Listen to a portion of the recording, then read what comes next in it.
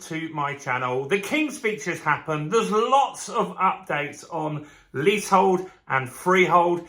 I've had to read a hell of a lot to get this video ready for you guys, and I still need to check lots of notes as well. But this is a very important video for those that own a leasehold property, a flat, could be a house, or even if you're a freeholder. I think it's really important information. This is a big property change, probably one of the biggest in the 20 years plus that I've been a property investor. And this is going to mean a lot of difference for a lot of people. Now, it's relatively positive. There will be some bits that maybe you didn't see coming in there. And there's some stuff that we haven't even talked about on previous videos as well. So it's quite an interesting one. So before we jump into this, as always, if you haven't done already, make sure you smash that subscribe button over there and hit the bell notification. And this is more important than on any other video, because I really want to get this video out, because it was really hard to understand this on the BBC, on Sky, on all the other articles that I read, which was probably about 25 articles. And so I want to give you guys the concise, easy information. So let's get more viewers on this by smashing that like button, tickling the like button. Do something to the like button, guys, whatever you can. It's good news. So just smash the like button because you're happy. Or if you're a freeholder, smash the like button because you're angry. Whatever, it will get some more views on the video, and that really helps. So what's happened today? Well, the King's Speech happened. That was really not much use. I've never watched the King's Speech, if I'm totally honest, but it was interesting. One thing that I did pick up on that, smoking is going to be banned for kids that are 14 now, so they will never legally be allowed to smoke. I've got kids, I'm happy with that, and I've had relatives that have died from smoking in the past. So I think that's pretty good news. So the leasehold stuff, it's a new bill. It's called, I'm going to go a bit over here. You guys want me to do that a bit more, and we're going to need to space today. So it's called the Leasehold and Freehold Bill. And this is going to basically supersede the Leasehold Reform, the Ground Rents Act 2022. So they're saying it's building on that. So what is included? Well, the government set out is that this is basically looking to make housing, owning a house, owning a lease more fair, more profitable, and less shocks for people. And so these are what they want to do. These are their pledges. So I'm going to have to read this as well for you guys here. But I think it's important to know, because this is actually quite hard to find this stuff. So it's all about empowering leaseholders. So it's about making it cheaper and easier for existing leaseholders in houses and flats to extend their lease or buy their freehold. And so that's important. And they're talking about us having the security of owning a home. You see, when you're a leaseholder, you don't own that home forever. You own it for a period of time. And we're one of the only countries in the world that do that. Scotland abolished leasehold many years ago. And so that was very interesting. And this is one of the things. What else are they looking to do? Increasing the standard lease extension from 90 years to 990 years. Now, that's been talked about. We've done a lot on that in the videos recently. So leases are going from 90 years, this is the extension, to 990 years, which is very good. So that means just once you've done your lease extension, you, your kids, their kids, whoever, will never really have to worry about that ever again. And that's very important. There's more good stuff as well, but that for me is a good one, and I think that's very good. Not so great if you're a leasehold specialist solicitor. I guess you're going to get tons of work for the next few years, and then you're probably going to go quite quiet once everyone's extended their lease.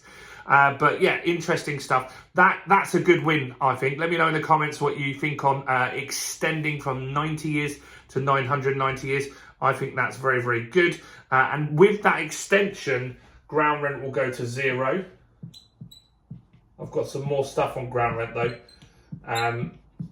So ground rent will be 0 at the time of extending, right? Other stuff we spoke about on ground rent is, I'm going to cover that. It's not quite panned out as we were thinking. removing the requirement for a new leaseholder to have owned the property for 2 years. So no 2 years required. So what does that mean? Well, if you buy a property and you want to extend the lease, you can't do that for the first 2 years. That doesn't really make sense. The freeholder wouldn't care, but you couldn't, well, some might, but it depends, right? I guess the freeholder wouldn't care, but if you were going to drop into marriage value, then they might not want you to. So now you can extend the lease straight away. What actually happens is, at the moment, is a lot of people that when they buy the property, if it's got a short lease and that's a concern for them, they get the existing owner to extend the lease at the same time. But that slows down that purchase significantly. So this way, you could just buy the house quickly and then you can look at dealing with the extension yourself. You don't have to wait 2 years, which is pretty good. I'm happy with that one. Now, this is interesting. And so this is one that I didn't know of, if I'm totally honest. So I'm going to cover this one. So 25% to 50% non-resi. I'm going to explain what that means.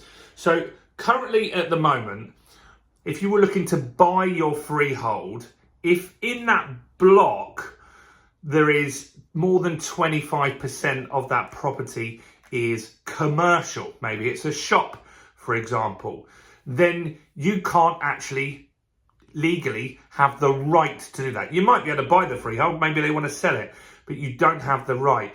They've made that now that if the block that you are in, if there is up to 50% residential, and that could be commercial, that could be offices, shops or whatever, as long as less than 50% of that property is commercial, you can still buy the freehold. That's a big jump, right? That is a big jump. I didn't actually know that was a thing. If I'm totally honest, I don't know everything because I've never come across that scenario. So that's interesting to see there, that is going to make a big difference for people that live in those sorts of scenarios. So that's interesting. Next, here's some good things. So this is this comes under improving leaseholders' consumer rights. So making buying or selling leasehold property quicker and easier. So what they're going to do is set the maximum time and fees. So this is going to speed up buying of leases. Buying the freehold. So that's good news. And that's good news that they're going to look at fixing the fees, because often I've seen people, lots of you on this channel commenting saying, I got quoted X to extend the lease and then I found out that it should have been Y. This is going to give more transparency. That's positive news. This is really, really a good step in the right direction. The next one, hundreds of you are going to like this one, because on the freehold videos and the leasehold videos that we've done, we've had nearly 200,000 views in the last few weeks on this stuff. So it's a very big topic. And one was about service charges. And this is interesting. But before I tell you this one, I want to ask you a favour. I've got lots more. This is going to be a longer video today.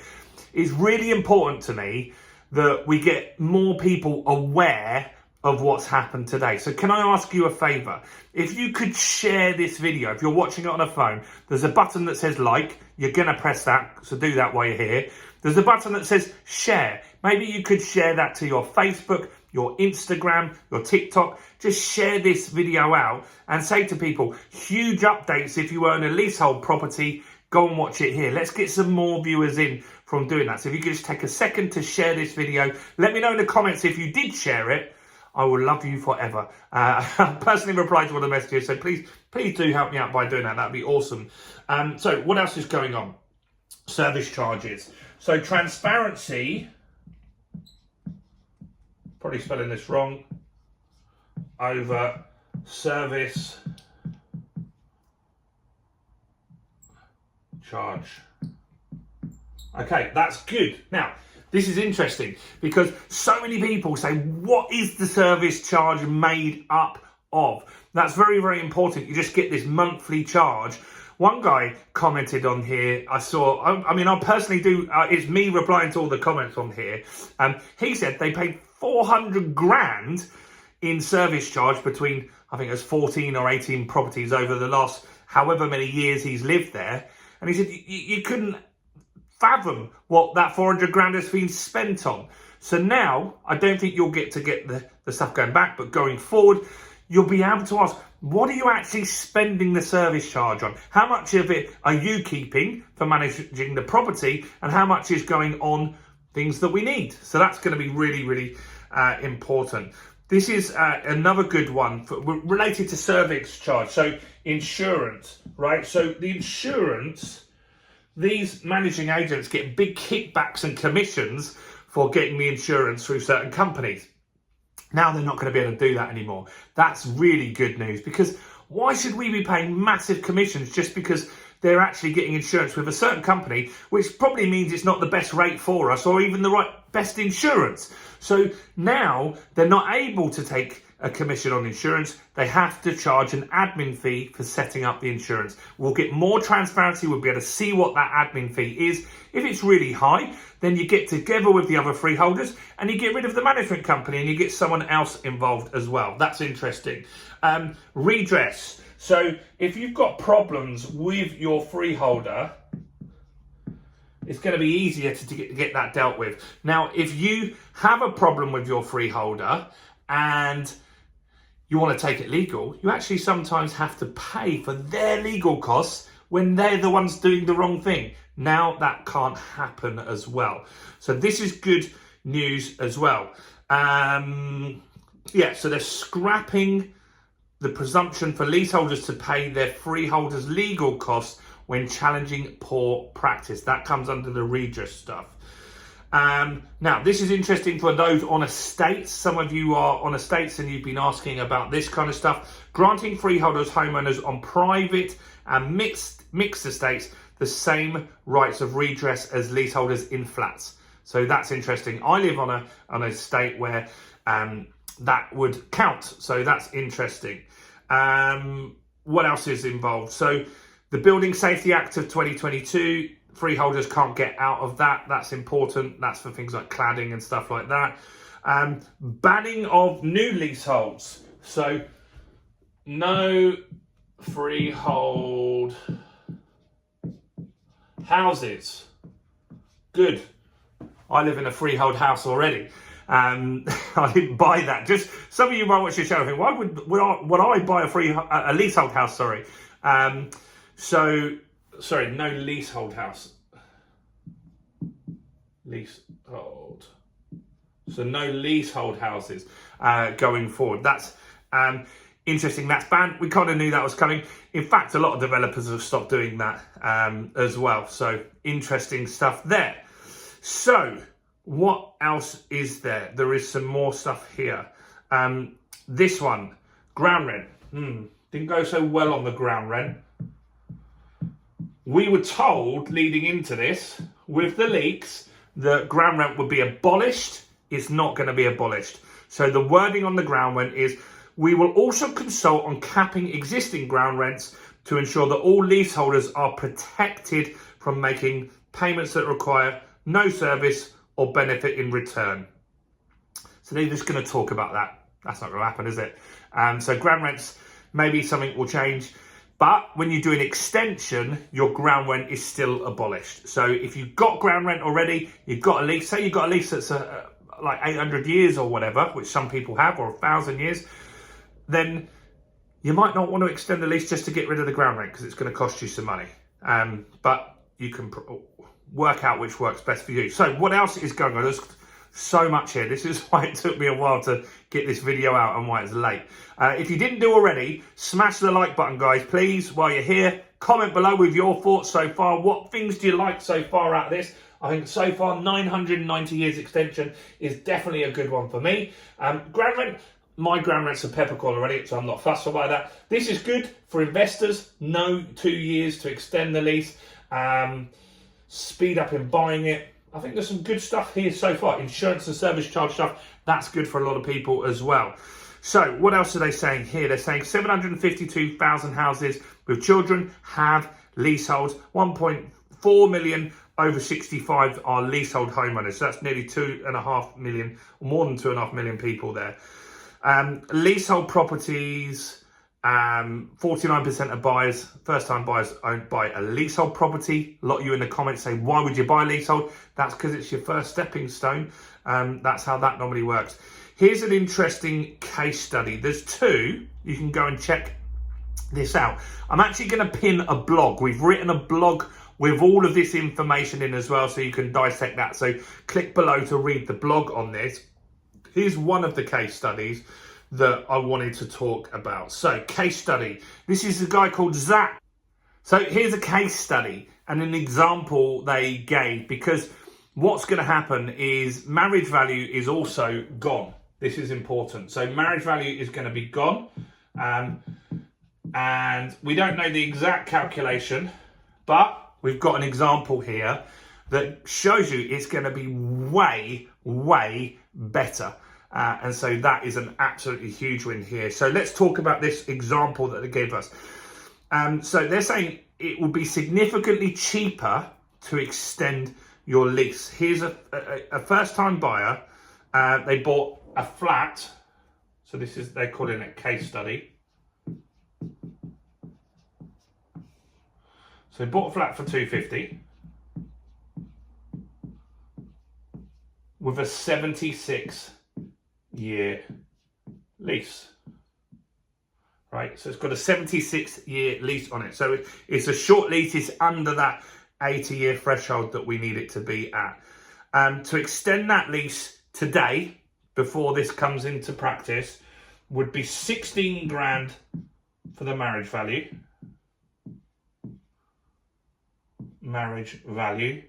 And £10,000 in fees. So it would currently cost you £26,000 to extend your lease in today's market. Now, when this goes into play, the reforms, they're saying that you would get the extension of the lease would cost £9,000 plus your fees, which only your fees, not the freeholders' fees, which would be £5,000 here. So it would cost you £14,000. So in this scenario, you're £12,000 better off extending your lease, and you get the lease for 990 years. That's a massive win for a lot of people. Now, still cost. It is still a cost, but I've seen hundreds of you commenting that you're waiting to extend your lease. That's going to make a big difference. For me, if I'm looking at that, I'm saying that's a deposit for a house up north. It's that big a deal. It's like a free house that you're getting extra the money that you're saving on this. Or if you don't want to do that, you don't have to spend the money, but it could be a nice holiday, right? It's a big, big difference. So marriage value is going to go. It's going to make a massive difference here. And that's really a big win for everyone, in my opinion. So look, in summary, lots of good news. This isn't going to happen straight away. The expectation is that we're looking at somewhere around May next year. However, if you're negotiating a freehold extension, the landlord is going to get some money, right? So they are going to get 9 grand, which isn't bad, but they're not going to get 16 grand. So if they know this is coming and you want to present this to the person you're dealing with, you can say, look, you're going to get 9 grand. I can wait, or you can just do the deal now at what the new agreed rate is. And then let's have a look at this and get this over the line. And let's both do the deal today. They get the 9 grand in the pocket. I think most freeholders would go for that, because why not have the 9 grand now and not lose out on waiting for that time? They can go and buy something that they want. So in summary, lots of good news here for me. 990 years is a good one. Ground rent is a good one. We kind of already had that. That's a good one for property investors, not having to wait 2 years. speeding up the process, transparency of the service charge. There's tons of good things. There's lots to converse around about this. So let's speak about this. Remember, a few things here. We've made a blog on this. Click below, you can find the blog. You can see all of this put out exactly as it is on the government website. You can dissect that yourself. Do smash the like button, guys. And do consider sharing this on your Facebook, on your LinkedIn, on your Instagram story. With the link, you just click on the share button below. I'd really appreciate it. Let me know if you did share it, because that really makes a difference. I want to get some big views on this because I think this is going to help a lot of people. Anyway, that's long enough. Go and read the article. Check it all out. We've got an ebook below as well on the Leasehold Reform Act as well. So much going on. Go and check out all the content. And why not go and watch this video as well right here.